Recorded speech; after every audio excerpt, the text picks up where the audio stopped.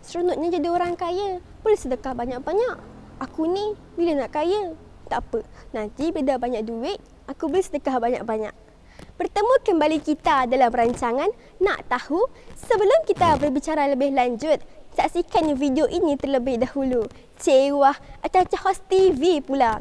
Kawan-kawan yang dirahmati Allah sekalian, ketahuilah bahawa dengan bersedekah tidak akan mengurangkan sedikit pun harta kita. Malah Allah akan menggantikannya dengan pahala yang berlipat kali ganda. Orang muda, badan gagah, segala fikiran, semua sihat. Hendaklah kita perbanyakkan sedekah untuk saham di akhirat. Bismillahirrahmanirrahim. Assalamualaikum warahmatullahi taala wabarakatuh. Salam pembuka bicara, adab memberi sedekah topik kita. Tahukah anda, sedekah berasal daripada perkataan bahasa Arab iaitu sedekah yang bermaksud kebenaran atau pemberian. Sedekah adalah harta yang dikeluarkan manusia untuk mendekatkan diri kepada Allah. A'udzubillahi minasyaitonirrajim. Yamhaqullahu riba wa yurbis sadaqat. Sadaqallahul azim. Maksudnya, Allah memusnahkan riba dan menyuburkan sedekah. Surah Al-Baqarah ayat 276. Kawan-kawan yang diradai Allah sekalian, amalan sedekah sangat berkait rapat dengan iman seorang Muslim. Setiap sedekah yang diterima di sisi Allah, dia akan membalas dan membayarnya di dunia lagi. Itu janji Allah dalam Al-Quran, iaitu sesiapa yang bersedekah di jalan Allah, dia akan gantikan semula dengan ganjaran paling sedikit 10 kali ganda pahala. Manakala paling banyak adalah 700 kali ganda pahala. Masya Allah, begitu pemurahnya Allah.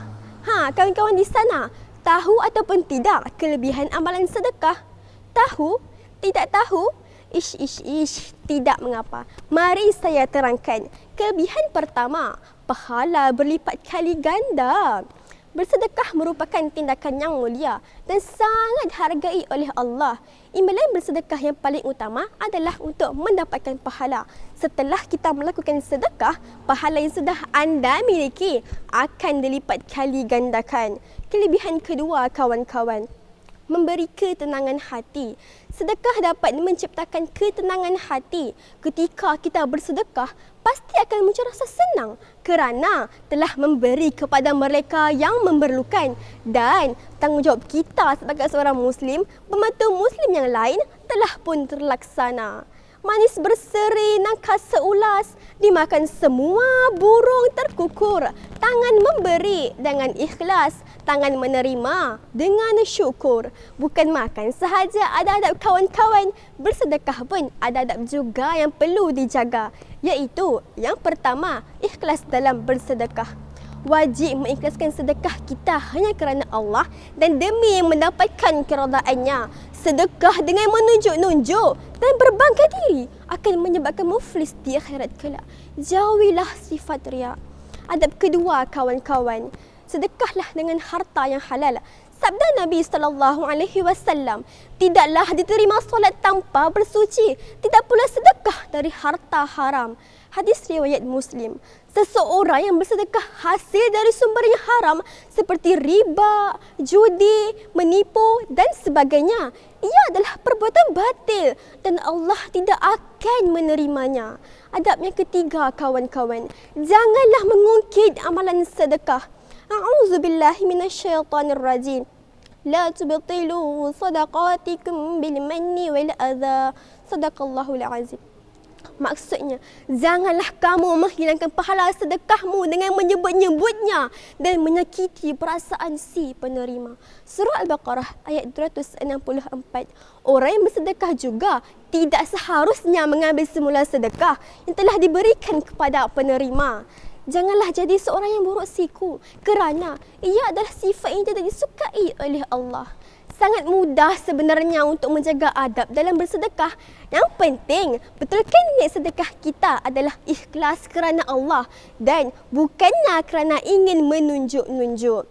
Last but not least, sedekah atau zakat yang dikeluarkan hendaklah dipastikan diberikan di landasan yang betul dan juga kepada mereka yang benar-benar memerlukan. Kita ambil contoh tokoh usahawan dan dermawan Islam, Abdurrahman bin Auf merupakan sahabat Nabi yang paling kaya raya. Beliau banyak menginfakkan hartanya ke jalan Islam dengan membiayai angkatan perang Muslim dengan pelbagai jenis senjata dan keperluan jihad bagi menentang musuh. Beliau juga merupakan seorang sahabat yang paling banyak melakukan aktiviti kebajikan yang fakir miskin tanpa mengira bangsa dan agama. Di Malaysia ni, setiap negeri ada pusat zakat dan wakaf. Pergilah ke pusat zakat dan wakaf yang berhampiran di rumah anda dan salurkanlah harta anda ke tempat yang betul supaya harta yang anda sumbangkan pergi kepada mereka yang layak menerimanya. Justru itu kawan-kawan, perbanyakkanlah bersedekah sementara umur kita masih ada. Dan jangan lupa pula adab-adabnya jika tidak mahu ia menjadi sia-sia. Sekian saya Dai Amira. Wabillahi taufiq wal hidayah. Assalamualaikum warahmatullahi taala wabarakatuh.